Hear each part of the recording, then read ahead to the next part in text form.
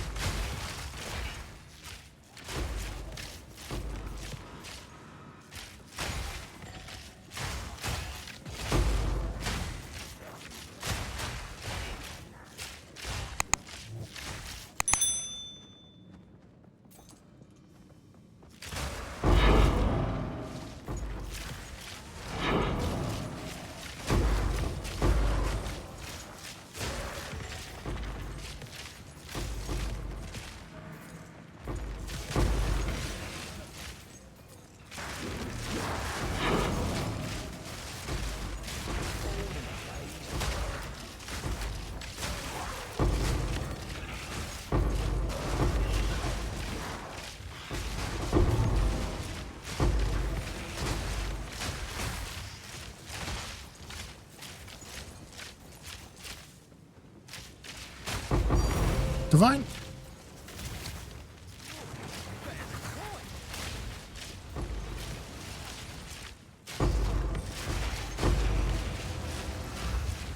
No. Die, I guess. I died after I killed him. I wasn't even around the ground effects. The ground effects, I was in between two of the circle hand thingies on the ground. And after I killed him, for whatever reason, they exploded. Hey guys, it's Anti-Swipe here. I wanted to release a video on this build that I've been playing to farm content in PoE2. I've made it a few guides.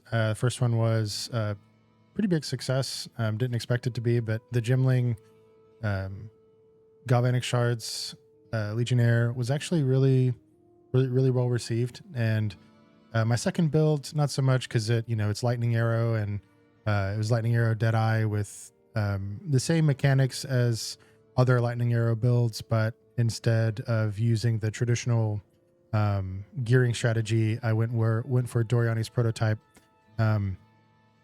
It worked. It was fine, but ended up being too squishy in the super late game. So I decided to take that same idea of Gemling and make a build that was also doing Lightning Arrow again, because it seems to be the best skill. There's some debate on whether or not Lightning Arrow is better than Ice Shot for the specific, or for this particular variant using Gemling. And the reason is because the quality on Ice Shot is actually more attack damage. And because we scale a little bit of quality in the build, being 14% from our Ascendancy, there is a debate that Ice Shot is just a better clearing skill. And I don't think they're wrong. If anybody can comment or put a comment in the video below, I would greatly appreciate if you have numbers, right? Otherwise, I'll make another video likely in the future about how Ice Shot operates with the build. So my version of the build, as you can probably see, is the higher end version. I'll also put the Mobalytics guide link in the description. But essentially, the way that the build operates is you're doing Lightning Arrow Gemling. It's almost cookie cutter to Bub Gun's build, and I'll also put that in the description. But a little bit of tweaks here and there. Number one, the Ascendancy is different. He's doing Deadeye, which some would say is the superior class for this. And the reason is because of you get more evasion with Tailwind, and you get extra projectiles. And while that is necessary, that is probably true for the generic populace. For me, I wanted to put a little bit of a different spin on it to get some more levels, well, some levels and gem quality. So this is Chill Out Merc. He is Shatter Explode, which is the hot tech right now. It's Herald of Thunder with Herald of Ice, proccing each other's ailments. Herald of Thunder freezing and Herald of Ice shocking. And the explosions are really cool, as you could see earlier in the video. Anyway, so this is a cookie cutter Deadeye type build, but instead of going Deadeye, like I said, we went Gemling. And you may have seen in my previous video with for galvanic shards, we did a similar tree, and there is I'll get into why my tree is different, but it's a very similar tree as the one for galvanic shards, but there is nodes for bow, and I went energy shield evasion rating up here, and some changes with because you can get cold res and lightning pen in the same nodes up here. For a more comprehensive deep dive of the skill tree, you can look at the mobilitics guide. I'll go into it a little bit here. I think the biggest changes to the build are I'm not using cast on freeze anymore, even though it's in my setup, but I am using Grim Feast. I don't know if that's necessarily a change. I think that's just the tank setup that Fubgun has. But I am occasionally using Ice Shot. It's not here because I'm still testing it, and it's only 3 links, or 4 link. Anyway, right now I'm running 197 intelligence, 230 dex. The dex can probably be reduced, but I have a gear swap for bosses that puts me at 204 dex, and I just barely make the dex requirement for my bow by it having dex on it and me having dex on my quiver. And so I don't want to swap and end up, not being able to wear my bow.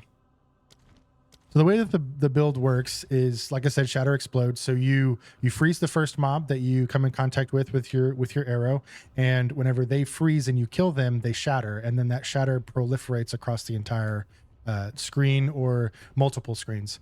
And it seems to farm breach really, really well. And with Headhunter as the far end, or the later game variant of the build, it's just really fun. You run around, and sometimes you get a movement speed buff. Sometimes you get extra proj, which you go from like 2 proj to, or at least I'm going from 2 proj to like 5 projectiles. And I melt everything. It's a ton of fun. You're blasting maps really fast. Well, I say really fast. You're killing a lot of the mobs really fast, but then the loot simulator begins, and you start picking up all the little splinters, right? The breach splinters, and it just takes forever. Not the best for that, but if you have a stricter loot filter and you don't care about picking up every little thing, you can likely clear a map pretty quickly. So yeah, that's just a down and dirty going over the build, or at least how it operates. I'm gonna go over my gear kind of quickly, because I also put the details of the gear inside of the mobilitics guide. By no means is my gear perfect, but the gear is as close to perfect as I can get with my current budget. So dual string bow, fire, lightning damage. You don't need the fire damage. I would replace that with either fizz or cold damage. Cold damage is more preferable. And yeah, dexterity. And Series Sustain for more ES. Quiver with projectile skills and damage to attacks with attack speed. Very, very good. Projectile speed is also helpful because it gives us more percent increased damage. Evasion rating, energy shield boots. Hand of Wisdom in action for the 1 to 10 lightning damage to attacks per 10 int. It's very, very good. So much extra lightning damage. A breach ring with a lot of res and rarity. Another breach ring with res, strength, and damage to attacks. This one also has damage to attacks. Don't look at the fire damage. It's not very good. So, and then a lunar amulet for massive energy shield and spirit. And then a wax jacket for the evasion and energy shield. Energy shield, you want to make sure you're at 250 plus for the tank version. I would recommend more if you can afford it, but I couldn't afford it at the time. I probably can afford it now, at least getting closer to that. I have to sell a couple things. And then this variant is Headhunter with, that's just it, Headhunter. So, and then for bossing setups, you'll find in the guide. we swap over Thief's Torment. And the reason why I'm putting on a different belt is because without it, I'm at 36 fire res. So I put on the belt to get all that extra fire res from it. And so, yeah, in the tree, I've talked about this in the guide, but I know I don't take acrobatics in this variant. I do take an extra Herald Reservation node because I needed it. And the other difference is I pathed up here to get evasion rating, energy shield, movement speed, damages extra lightning and cold, and some skill speed.